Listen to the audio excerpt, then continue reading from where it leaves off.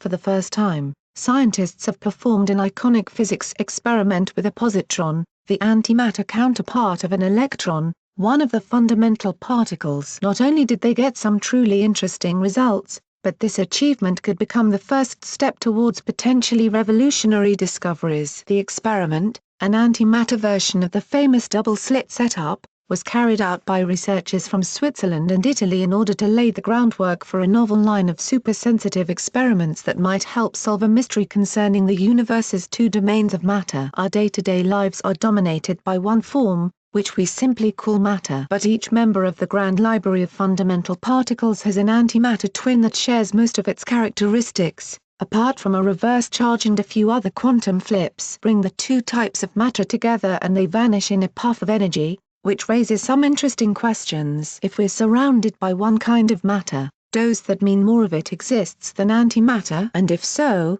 what makes each so special? So far, our best attempts to find answers have failed to throw up even the smallest clue. The two domains of matter are still, for all meaningful purposes, identical. According to the standard model of particle physics, antimatter should also obey the laws of gravity in exactly the same way as normal matter. A handful of experimental attempts to compare the two types of matter back up the theory. That doesn't stop physicists from finding new ways to look for loopholes and caveats. Not when the existence of the universe is at stake. Even a subtle difference in how gravity affects antimatter could be the big break we need. But gravity is an incredibly weak force to investigate. Which brings us to one of the most classical experiments in all of physics. The one physicists have just achieved with an antimatter particle. It involves two slits, one particle, and a whole world of mental pain. We've been testing how light shines through thin windows cut into screens for centuries. 200 years ago, a physicist named Thomas Young added a second window parallel to the first and demonstrated that the wavy pattern the light cast on wall behind the slits was a sign that light was made up of waves that interfered with one another. Fast forward a century and a half,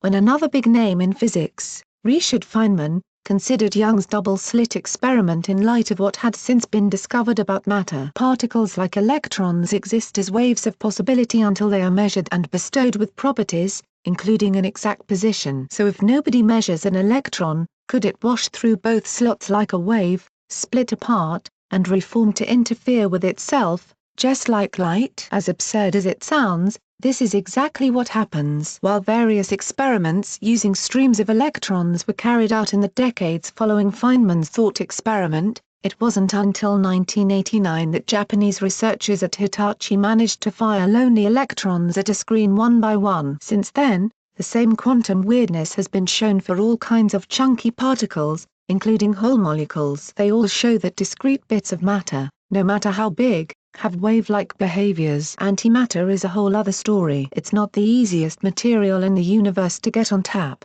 so while in theory it should also act like a wave, it's never been observed to do this. To conduct the experiment, the researchers used a facility in Italy called the Laboratory for Nanostructure Epitaxy and Spintronics on Silicon, or LNES. Positrons, electrons with a positive charge instead of a negative one, were filtered out from a decaying radioactive material and streamed through a two-step setup called a Talbot-Lowe interferometer. This is a slightly more complex form of a double-slit grating plus screen, but amounts to the same thing in the end. After 200 hours worth of positron shine, the physicists analyzed the wavy pattern to show individual positrons act as waves when nobody is looking, just like normal matter. Right now it's a proof of concept rather than definitive evidence that can be used to compare matter and antimatter. It's also yet to be peer-reviewed, and is available for all to read on the pre-published website arXiv.org. But it's an exciting step towards a new chapter in antimatter research. If positrons experience even the tiniest difference in gravity's gentle pull,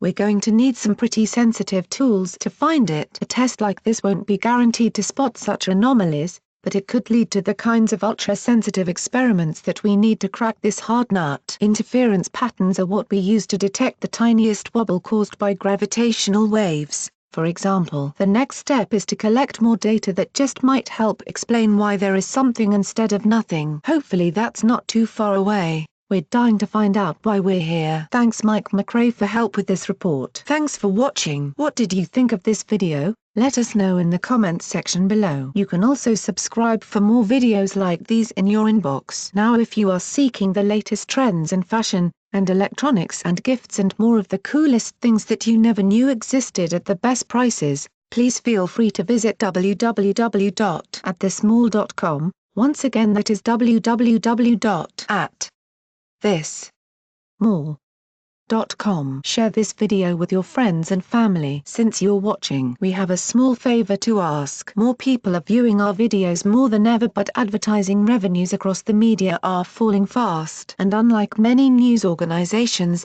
we haven't put up a paywall. We want to keep our journalism as open as we can, so you can see why we need to ask for your help. Our videos and reports takes a lot of time, money and hard work to produce. Our investigative reporting uncovers unethical behavior and social injustice that helps to hold governments, companies and individuals to account. Through this we can, together, create meaningful change in the world. We do it because we believe our perspective matters, because it might well be your perspective too. For as little as $1, you can support us, and it only takes a minute. Thank you. Like and share this video on Facebook and Twitter if you agree. Don't forget to support this channel by clicking on the donation link down below and subscribing so you never miss any of our trending reports. What do you think about this video? Scroll down to comment below. Now if you are seeking the truth or guidance or need a prayer request or studies, please visit followyeshua.com at www.followyeshua